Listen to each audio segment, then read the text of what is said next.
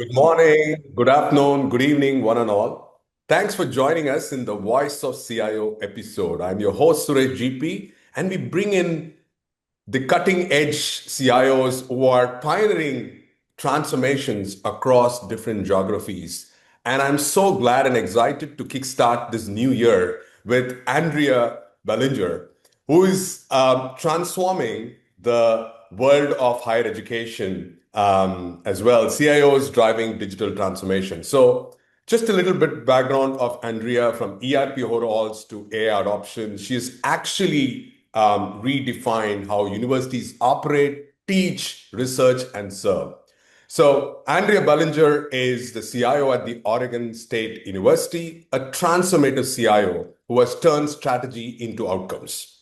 She has modernized administrative systems, strengthening data capabilities, advanced equitable student experience, and building resilient IT cultures. We'll explore what it really takes to lead change at university scale in this rapidly evolving landscape. Governance, funding, talent, cybersecurity, there's so much going on. But thank you so much, Andrea, for taking time with us, with your viewers, and sharing your real world experiences of transforming this community. So, how does it feel to be in the seat of a CIO for so long? I always say that that's the hot seat. And what's been your journey? If you can summarize your journey so far as a CIO, what does it look like? First of all, thank you so much for finding me and asking me to actually share some of the experiences. This is such an important topic in our, I'm going to say, journey as CIOs in higher education in particular, but CIOs in general. So, hot seat, I love that term. And I actually welcome that term because it means that you cannot sit still. You have to be moving in order not to get yourself burned. And I mean, always thinking ahead. What does it feel like right now? So needed. I feel that my position as CIO in higher ed is so key to the ability of the institution right now to even figure it out this unprecedented disruption. We talk a lot about AI, but it's not just AI. Right. The national landscape that's going on, international landscape, let's say it, it's not just inside of the United States. Funding pressures, enrollment shifts, cyber risk, you mentioned cyber risk, all of that positions us to be at the core of the institutions that we have and helping them be competitive in today's world. So, hot seat, yes, but a very welcoming hot seat, in my opinion. Well, thank you so much for saying that. And I want to talk about this whole episode as a transformative CIO because the whole world talks about transformation. Digital transformation is one of the most abused words in the world. It is. But, It but to is. be honest, knowing you and knowing your journey about this one, tell us what does a transformative CIO mean in today's world? How do you define a transformative CIO? Like basically, what does it mean to be a transformative CIO in higher education, for example? Because at one end you have to balance operational excellence, you need to balance strategy, culture change. There's too many moving parts. How do you juggle that to be a transformative CIO? All right, I know I'm going to be controversial, but I'm going to go there, okay? Yeah, Because you asked me to be here, and I can only show up as myself. absolutely. But it starts with clarity, courage, and candor. Mm. Okay, is that simple at the start? Yes, operational excellence has to be there because it's foundation for your credibility. If the house is burning down, no one's going to listen to you. This is the Yeah. reality of the world. Okay, so make sure that the house is not burning down, that you're providing the core service, that you're doing those things that you need to do in order for the institutions to survive, period. But if you don't know where you're going when it comes to this transformation, every path will get you there. I learned this from an admiral in the Navy in the Pacific Fleet that I don't even know how I had the privilege of getting to know this person. His name is Admiral Al Harms. When I went to the University of Illinois in my undergraduate and then graduate work, somehow we crossed paths. I cannot remember when. He says he remembers, I don't. And he told me that when I used him as my mentor, I didn't use those terms at that time, but I would say, how did you get there? How did you get there? And he would say, look, starts with a vision. Being transformative starts with that, having a clear vision of what success looks like, Right. not from a technology perspective, but from a people's perspective. And what does that vision actually direct? And what does it tie to when it comes to the organization strategies? And while you're doing that, Suresh, you got to generate some excitement for the possibility. Right. right? Right. Because it's so easy for us technologists to be thinking about how I'm going to pay for that. And my gosh, and now 50,000 AI solutions, or there's this, there's that. Right. Paint a compelling vision for that technology that could unlock the art of possibilities, the new pathways, Yeah. in our case in higher ed, for student success. If you are a research institution like we are, for research to happen. New Right. models of learning. Can you imagine now we can do personalization of teaching for the students? My gosh, how exciting is that? Yeah. And at the bottom line, making sure that we are using all of the resources not to make the engine happen, like the operation side, the Right. administrative burden, but Right. using that to actually get to it. That's what transformation CIOs have to start with: clarity. Courage and candor come next. So you and I have gotten to know a little bit of each other. You know that I say being direct is being kind. Yeah. Being courageous means that you're not afraid to actually open that Pandora's box that Yeah. we need to figure it Yeah. out, Yeah. right? And get to the point where we inspire, we make a plan, we work the plan to help people wherever they're at move through the line and get them excited to actually help you transform. That's what it means. Awesome. Now, I think you really touched upon one of the important points of vision, but let's go into a little bit more detail when you say Please. leading with courage, relentlessly outcome driven, and exciting new possibilities.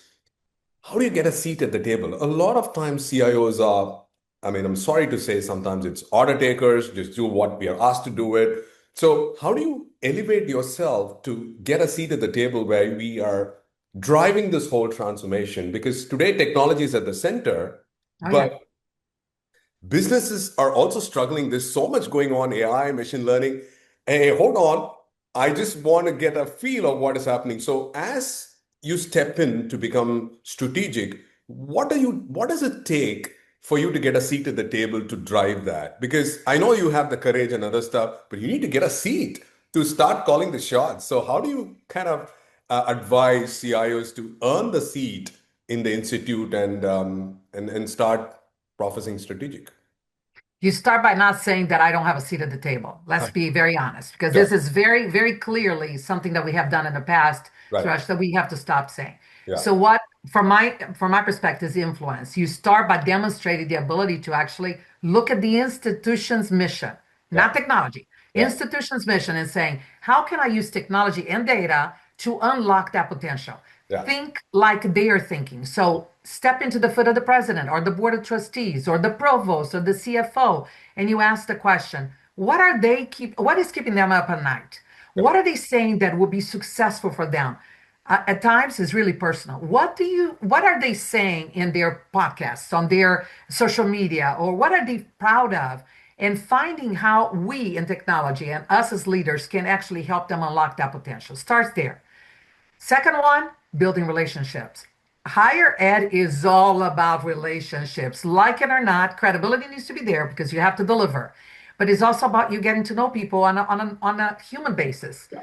Lower that, okay, we know it all because we know everything about technology. And you get in there and don't assume that you don't know anything because they are the PhD on X, Y, and Z. Right. You are colleagues. How can we get there? Correct. A strong people-centered leadership philosophy that emphasizes that inclusion discussion, that dialogue, at Correct. times intellectual discussions. I love those because that's when you learn the most, and figured out how technology can actually play a role there. I was educated on the business school. I'm not a traditional CIO, right? I did not come from engineering. I came from business. And we use a concept called the balanced scorecard, Yeah. right? Yeah. So it's a Absolutely. framework. Kaplan and Norton's balanced Kaplan's scorecard. balance. Modify that to us. So, what is it that you want to accomplish? What is it the institution wants to accomplish? Okay, what does that look like when it's successful? Not from a technology perspective, because we all can turn on the buttons in technology, but what does it feel like when somebody's excited because we implemented that? Okay, what's it going to take for us in technology to get there? Do we have the right people with the right competencies, with the right training? Do we have the right tools? Do we have blah, blah, blah, blah? You put in there. Once you have all of that, then you say, okay, what are the foundational things that we need to implement, action plans to get us there? Sure. Think in those terms. And if you speak with those leaders in those terms, they're going to start asking you to be there. Let me give you a real good metric. I have two buildings that I'm responsible with. One where most of the technologies are at, from networking up, and one where it's not. It's really the leaders of the institution. By title, I am a senior leader of the institution. Why did my boss ask me to have an office next to him that shared a wall? Mm. I was like, and it was a little closet. My team was like, no, you are the vice provost and CIO. You shouldn't have that office. You should have the bigger. And I said, no, no, no. You all are missing the point here. Mm, Why did that person want my office to be next to him? mm, Because Suresh, he wanted to knock on the door or mm. knock on the wall because his desk faced mine through the wall.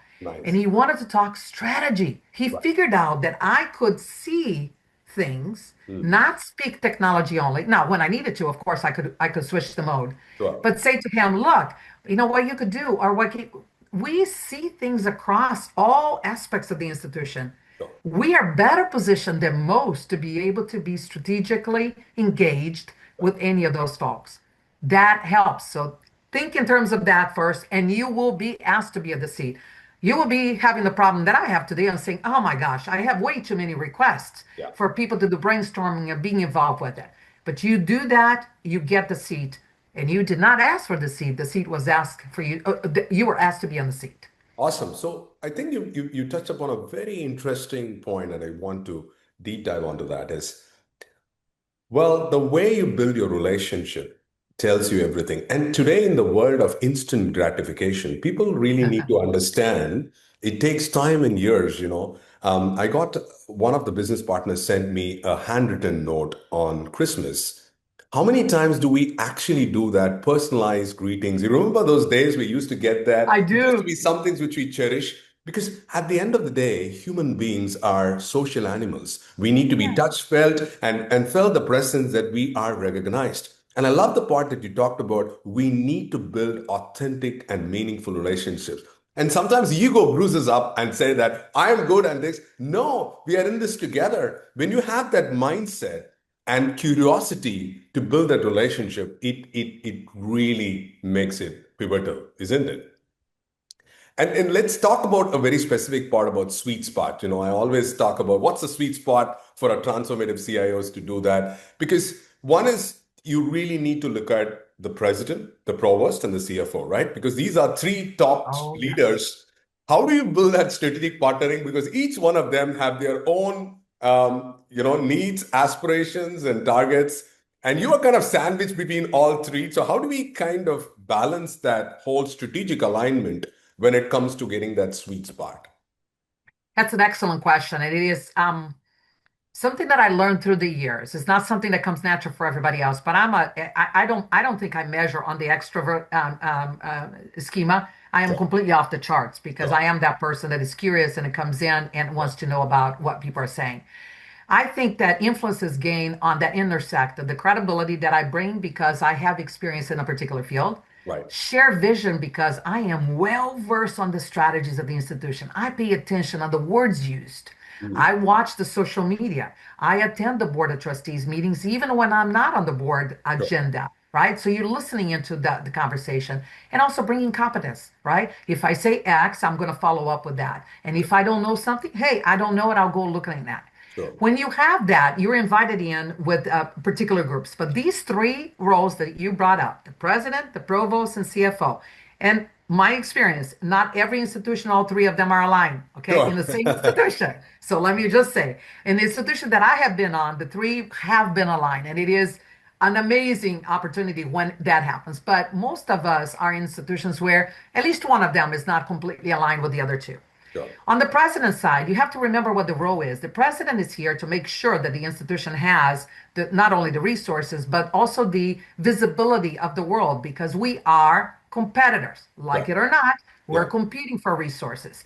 And we are trying to solve the biggest problems of the world. I'm talking about a research institution, but whatever problems you're trying to solve. right, Translating what that president wants and what that success looks like to that person. In my case, is a woman, so I'm going to use her, knowing what the president wants to get out of her job here. And again, a little bit of a personal relationship to learn, but a lot of reading, social media, and all other things to find out what does she talk about all the time? sure, What are the terms that she uses? And then speak to her in those terms. That's how you get that relationship. And then coming in as a technologist saying, how can I help do that? Not by asking that question, but in the conversation saying, oh my goodness, you're interested in those things. Here are some things. Let me show you something that a student did in that area. So right, you were creating the narratives to help. Provost is very different because the provost is focused on the academy and focused on research to make sure that that's happening. And the Correct. provost job, in my opinion, Suresh, I have never been one, is the toughest job in higher education because Wow. nothing always goes right. Correct. Always something being disrupted. There's something going on. In that case, is really focusing on the academy and having the relationship with the deans Yeah. because the deans are the ones that are the operational and the strategic in those roles. So you build, it's not only one person, it's one and all of the deans and keeping that conversation going in Right. whatever method you do. Mine is attending all of their meetings. The Yeah. deans have a luncheon every week, every so often say, hey, I haven't seen you in a while. Can I show up? Mm, And then get that conversation going. But the provost is very important. And in my case, I report to the provost. So mm. it's even a better way for me to keep up with it. CFO.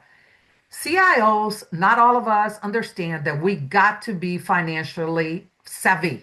We need to understand finances and not only budget. We all understand budget. I'm talking about finances. Right. How does money flow? And speaking that language with the CFO. And the CFO is interested in two things right now, especially because of our funding. How do we lower the administrative cost? Because we have to move most of those monies to the mission. Yeah. And second, how do we find new revenue stream opportunities? So intellectual property to be sold, new research to be sold, all kinds, renegotiating contracts that we also solve problems in another institution, Yeah. all of that. Understanding that helps you cultivate those relationships with those three individuals. But you got to be proactive. You can't be sitting back waiting for the day that I need money. Oh, now I'm going to open the relationship with the CFO. You already lost that game. Yeah. Or if you're reporting to the CFO, you need to have the support or the understanding of the provost. Now is the time. No, no, no. You do that from the beginning. Yeah, awesome. No, I think that you touched upon really great things. But let's talk about CIOs thinking today, right? At Yes. one end, we all talk about system thinking, and sometimes I work with a lot of CIOs. I don't want to name anybody, but they have this own linear thinking. They are not able to think out of the box. They are not able to think holistically. So why do you think linear thinking is a liability in today's higher ed environment? How do you cultivate that system thinking, adaptive strategies? Because it's complex. You need to anticipate, you need to disrupt. I just get exhausted talking about this because a lot of people don't understand how it goes. So, how do you inculcate that approach towards thinking out of the box, pushing yourself, understanding the end to end value chain? How do you make this happen, Andrea? So start with us understanding that the linear thinking got here because let's go back a few decades.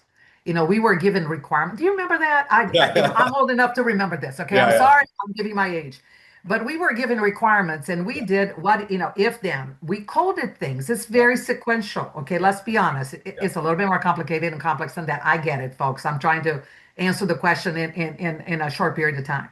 And today's problems are much more complex. And frankly, they are so complex and they involve so many people that you can't think linearly. You're not going to win. I ask this question to folks every time somebody said, but why can IT not do X? Okay. We all receive those questions every so often. And I always answer, is there only one stakeholder at the institution? And I go one question over, Suresh, which is my favorite question. Is there only one culture at the institution that yeah. if I solve that problem, everything is fixed? And the answer is no. No, not at all. I venture to say when you want to see if you should think linearly or not, start by asking the question, how many cultures do you have to make happy at your institution? Yeah, Okay. I am a big, big, big supporter of Brene Brown. I don't know if you know Brene yeah, Brown, and I follow her. I adore the kinds of conversations she has. And I don't remember which one of her books. She had the questions about how do you evaluate culture. I don't know if you remember that.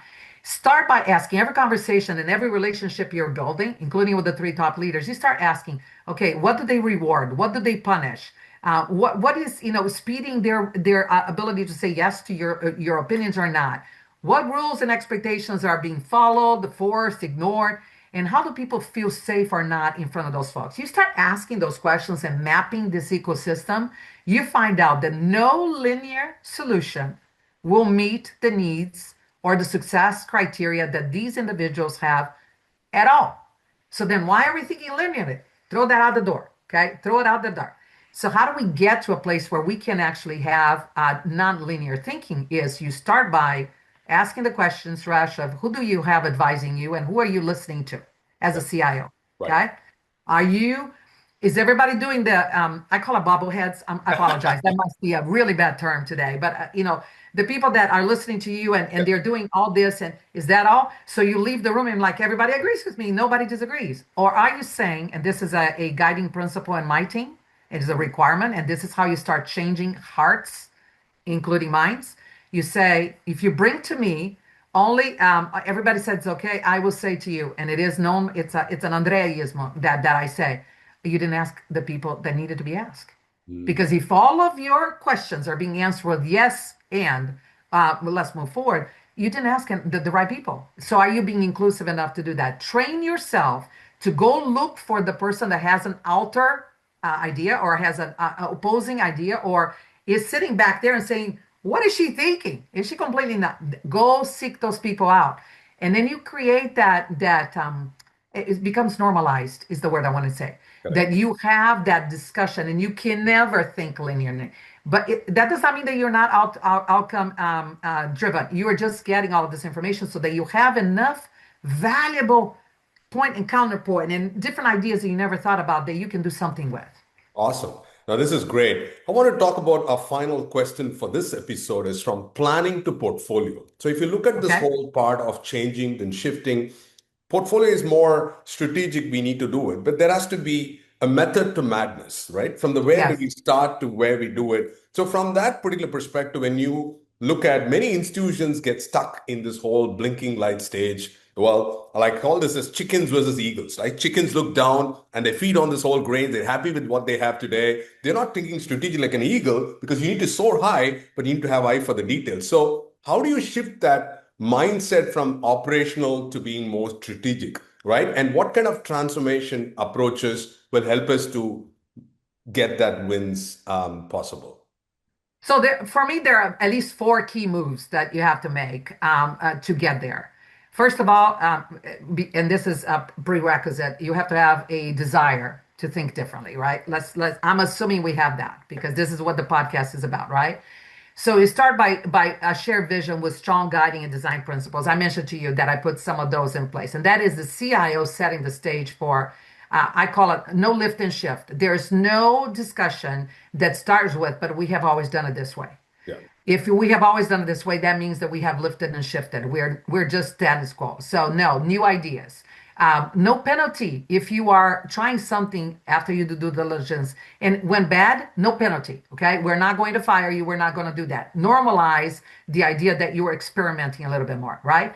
Are we challenging again, bringing the right people to ask the questions? So it starts with that, so that we can create a shared vision with strong guiding and design principles that transcend operations. So start there. Okay, when I started with the IT strategic plan, the goal was explicit. I wanted to move from the silo reactive IT to a unified and fully architected environment. That meant that we needed to think very differently. Second, reestablish and realign the IT around the university scale priorities, right? So how you are set up as a structure sometimes creates that environment where we don't think a little bit more innovatively and we don't think about how do we get to that thinking out of the box, right? So choose the leaders that you have to be leading in this on a purpose, but realign, emphasizing them on what you want to get to it. So I happen to be a strong believer of TOGAF. I think that had some merit in the past. Sure. I have modified a lot from Yeah. where we were. That was very structured. I'll give you that. We'll get some criticism on TOGAF. I get that. But it started the conversation on how do we professionalize the language and how do we normalize the innovation component. You do that and you get to a good place. Then endorse organization change management. As a CIO, I have to be the one that says, look, at the end of the day, it's all about people. The people are the ones that are going to use, not use, and respond to whatever it is that you're doing. People first. And technologists, we have historically been technology first. Let's put people first. And finally, measure, measure, measure. We got to emphasize that we have to measure. Our answer is usually, but we can't measure this. We can't. No, no, no, no, we can't. And Mhm. the question is, do you have what it takes to actually be transparent when you're not meeting the targets of what you're doing? Because that actually is a sign for you if you're moving things or not. At the end of the day, these steps create that cultural and structural condition for you to be provoking each other to think out of the box. Awesome. I think you summarized really great points around the transformative CIO, the ability to think and shift from where you are to become, make that strategic alignment with the three leadership team, shifting the gears to becomes what is your portfolio, what's your strategic priorities, getting that and measuring people. So, what would be your words of wisdom in this episode for a transformative CIO in this digital age? What are two or three things that they need to keep in mind to perform this role of a CIO with due diligence and add value towards that business that they operate today? All right, start with strategy. If you don't feel comfortable with strategy, get yourself acclimated to it. That's a learned skill. If you were not educated in their area, it's a learned skill, but you can learn. And today, you got to speak the business language, not just the technology language. Second, you have to feel comfortable building relationships where you are not the expert. Okay, so you're meeting the provost, you're meeting the the AI robotics faculty member that won 100 million in research. Forget about the fact that they have knowledge on that and you don't. Doesn't matter. You have to be comfortable walking in and not being the smartest person in the room. So feel comfortable building those relationships. And third, and most important for me, get yourself financially savvy. Understand sources and uses of funds. Understand where the possibilities for funds happen, but more importantly, how funds operate inside of an institution like ours, because they are not as easy as your checkbook, Oh, folks. It takes a lot of finesse for you to understand so that you can speak the language, ask the right questions, get the funding you need, and be accountable for the institution. awesome. I think it was learning from a fire hose, actually, and I'm we wouldn't sorry. do we wouldn't do justice to just curtail this episode just with this one. So the good news is we are going to have episodes, at least a couple of more with Andrea. But thank you so much for taking time today and sharing My some pleasure. pragmatic advice. It was like bang on. I was just looking at so many different points and stuff. I really appreciate you sharing your words of wisdom. I'm sure that it will inspire a lot of CIOs and aspirants to do the best and be the best in class. Thank you so much again. Thank you so much.